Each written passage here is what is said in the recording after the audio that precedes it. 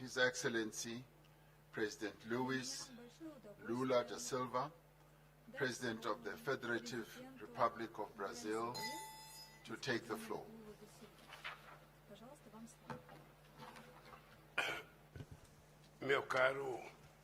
My dear President of the Republic of South Africa, President Ramaphosa, my dear President Vladimir Putin, President of the Russian Federation, here represented by Foreign Affairs Minister Lavrov,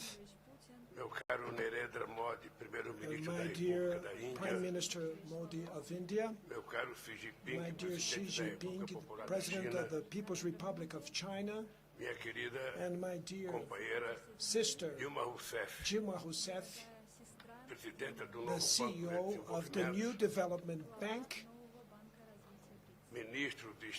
State Ministers of Brazil that are in my delegation, Mauro Vieira of Foreign Affairs, Fernando Haddad, Finance Minister of Brazil, Aniele Franco for Racial Equality, Ambassador Celso Amorim, Special International Advisor of the President, and my dear wife, Janja. Ladies and gentlemen, members of the Business Forum of the BRICS, ladies and gentlemen, members of the Women's Entrepreneur Alliance, and Madam Lula Zulu, representative of the Business Alliance of Women of BRICS, and the youth member, Asanda Luaka. Dear friends, it's with great joy to come back to Johannesburg, the city that was a very important stage of struggle against apartheid and that continues to inspire us to fight all forms of discrimination and inequality. The last time that I participated in this summit meeting, 2010, I had the honor to host in Brasilia, our capital, the heads of state and government of Russia, India, and China, besides South Africa, that participated as a candidate to become a member of the BRICS. Only 1 year after that meeting, we confirmed that South Africa would join the BRICS in the first expansion of our grouping. Its inclusion made that we could better reflect the new configuration of the world power. We left that meeting strengthened. Today we represent 41% of the world population, and we are responsible for 31% of the global GDP in terms of purchasing power parity. But we face a more complex scenario than when we met for the very first time. In few years, we went back from a benign multi-polarity juncture to going back to an absolute mindset of Cold War and geopolitical competition. This is lack of the senses that generates great uncertainty and corrodes multilateralism. We know very well where this path could take us. The world needs to understand the risks that are involved and which are unacceptable for humanity. The BRICS, we should say that all suffer the consequences of the war. The most vulnerable population in the developing countries are the ones that are hit more in an unproportional way. The Ukraine war shows the limitations of the UN Security Council. Many other conflicts and crises do not have the same attention. And the BRICS is a forum to discuss the main issues that affect peace and world security. We cannot bypass the treat. The main conflict of today that is happening in Ukraine, that has global effects. Brazil has an historical position in the defense of the sovereignty and integrity of the territory and of all the principles that are followed by the UN. We believe that it is positive that a growing number of countries, amongst them the BRICS countries, also are engaged in direct contact with Moscow and with Kiev. We do not underestimate the difficulties to reach peace, and either we can be indifferent to the deaths and the destruction that increase every day. Brazil does not contemplate unilateral formulas for peace. We are ready to join efforts that we can effectively contribute for immediate ceasefire and a fair and everlasting peace. Everybody suffers with the consequences of the war. The most vulnerable population in the developing countries are the ones that are reached in an unproportional way. The Ukraine war shows the limitations of the UN Security Council. Many other conflicts and crises do not receive the due attention, even causing vast suffering for their peoples. Haitians, Yemenites, Syrians, Libyans, and Sudanese, and Palestinians all deserve to live in peace.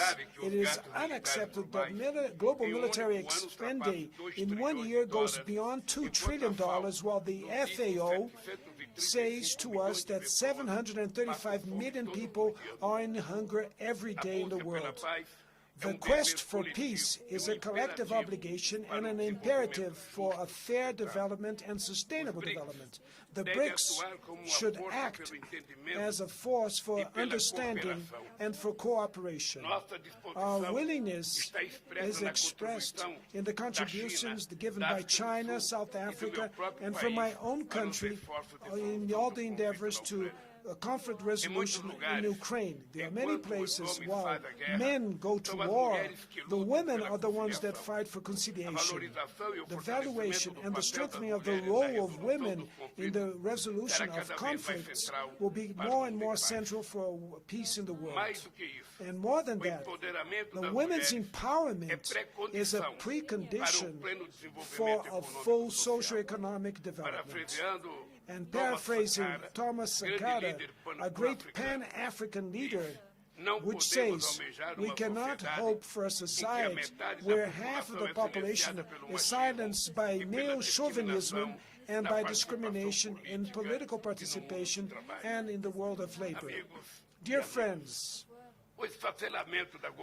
the weakening of the global governance is also clear in the development agendas, in financing, and in the confrontation with climate change. When I came back to the presidency in Brazil, I was very sad to see that the implementation of the 2030 agenda is under risk in all the world. A recent report from the UN indicates that we're in a strong backwardness. We see the greatest increase of inequality between the countries in more than the last 3 decades. In 30% of the goals, we stagnated or we're going backwards. It's very difficult to fight climate change while many developing countries still have to deal with hunger, poverty, and other kinds of violence. The principle of common and shared responsibility but differentiated is something that is true till today. The major responsible for the carbon emissions that cause the climate change were those countries that made their industrial revolution and feeded predatory colonial extractivism. They have an historical debt with the planet Earth and with humanity. We need to value the Paris Agreement and the Climate Convention instead of outsourcing climate responsibilities for the global South. Brazil is recovering its protagonism on the environmental agenda.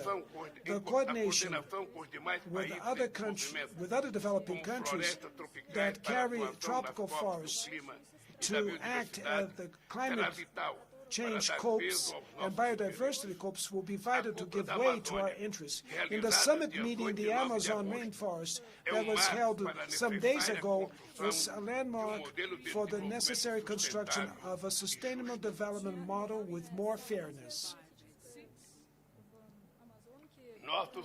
Our resources should not be exploited for the benefit of few, but valued and placed to service all, and above all, for the well-being of the local populations. And more than that, so that the promises that were already done by the rich countries should be fulfilled, climate financing and biodiversity should be truly new and additional in relationship to the traditional financing to development.